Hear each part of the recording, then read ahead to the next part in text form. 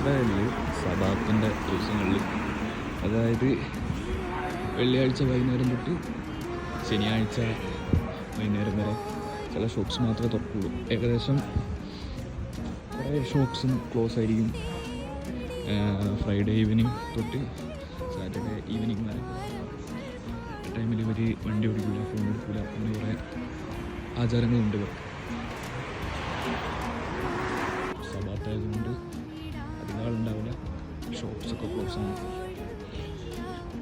ഇവിടുത്തെ ഏറ്റവും അടിപൊളി കാര്യം എന്ന് പറഞ്ഞിട്ടുണ്ടെങ്കിൽ എല്ലാ റോഡ് സൈഡിലും ഇരിക്കാനുള്ള സ്ഥലമുണ്ട്.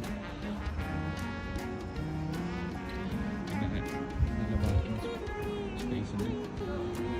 അതുപോലെ അത്യാവശ്യം അടുത്തടുത്ത് പാർക്കിങ് എല്ലാം ഉണ്ട്. കാരണം എന്താ വെച്ചിട്ടുണ്ടെങ്കിൽ ഇവിടെ ആൾ കുറവായതുകൊണ്ട് എല്ലാം കൊണ്ടായിരിക്കും ഈ ഇൻഫ്രാസ്ട്രക്ചർ മതിയാവില്ല.